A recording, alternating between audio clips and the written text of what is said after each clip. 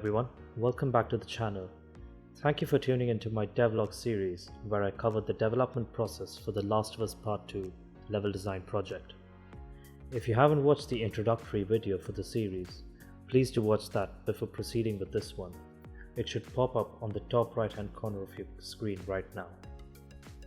Moving on, the agenda for this video is to give you a walkthrough of the level through the paper design. Now, like I mentioned in the first video, the level design process involves you physically drawing your level out on paper before taking it into the game engine. This is a very important step because once you have the level down on paper, you get a good idea of how the level will look like going forward. In many cases, it also helps the level designer realize the amount of space they've used up and whether it is sufficient for the environment they aim to create.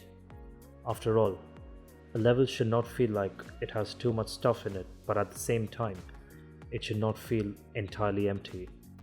So it helps the designer find the balance between the two. Before we move on to the paper design of the level, I wanted to explain the scope of the project. From what I've learned over the years in game development is that you should never be too ambitious with your projects, especially with personal projects. This is because taking up such a project would be too much for one to handle, and you start realizing this once you have begun the project. You do not see your project giving results soon, and it quickly makes you feel demotivated towards working on the project. Hence, I decided to work on a small 2-story building in the enormous world of The Last of Us Part 2. I say small building, but this does not necessarily mean a simple building through which the player just passes by without much interaction. So with that being said, let's dive into the design. First comes the type of building, and I decided to go with a restaurant. Then comes the shape of the building itself, and the shape that I went with for the building is like this. I did not want to give the building a simple box layout because it portrays the building being very simple, whereas Seattle is a city where the buildings have many different kinds of shapes which give each building a different identity, and it helps every building stand out from the other. This level is designed with having Ellie or Abby along with the companion in mind. The companion could be anyone, Dina, Jesse, Manny, or anyone else.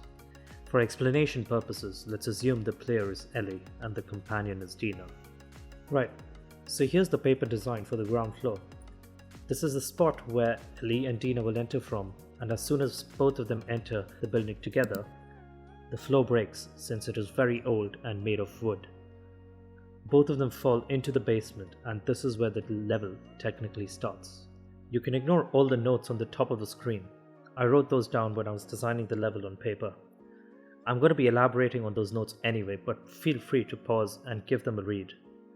They'll probably make more sense to you once I have finished explaining the level, so you might want to wait until that. Let's start with the legend. All the triangles you see on screen indicate the bloater enemy types, while the crosses indicate runners. These two indicate a door which is blocked but have a hole in the wall above the door through which people can fit, something like this. Finally, let's get on to the design. Both Ellie and Dina start at this point after falling through the floor into the basement. Almost immediately, the infected in the room get alerted and start charging towards them. This includes 2 bloaters and 2 runners that are currently present in the room, plus another 3 that jump the walls and come in. After defeating them, Ellie notices the blocked door and the hole above it. She is supposed to take the trolley cart available in the room and roll it under the hole so that both she and Dina can use it to jump through the hole into the next section. In section 2, there is 1 bloater and 1 runner who aren't alerted with Ellie and Dina's presence, which allows them to get into stealth in this section.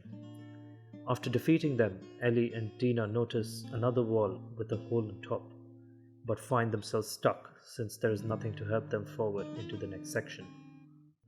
They try to open the door to the freezer, which is locked with no key around. Ellie asks Dina to boost her to the next section and that she will look for something to help.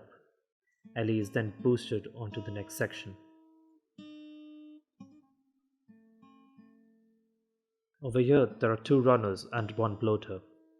The bloater in this section has the keys to the freezer from section 2. After defeating these infected, Ellie picks up the keys and throws it through the hole towards Dina and asks her to check if the freezer will open with that. Dina manages to open the door with the keys and finds a ladder inside. While Dina is climbing, Ellie notices the stairs that lead up to the ground floor are broken. So once Dina is also in section 3, Ellie asks her to boost her once again towards section 2. This time, instead of jumping onto the other side, Ellie pulls the ladder towards this side and falls down in the process. She then places the ladder at the door to which the stairs were supposed to be leading, and then climbs up. Let's switch the paper design over to the one of the ground floor and discuss the legend for this floor. These indicate the blocked doors. These indicate openable doors, and this indicates a prone hole in the wall. All the S and T marked boxes include seating areas and tables since this is a restaurant. The B over here indicates a dead bloater. Right, moving on. Once Ellie climbs up, she is attacked by a single runner out of nowhere, like a jump scare. Dina hurries to the top of the ladder and saves Ellie from the runner by stabbing it with her knife. The rest of this room is purely meant for scavenging for resources. This room has 2 doors.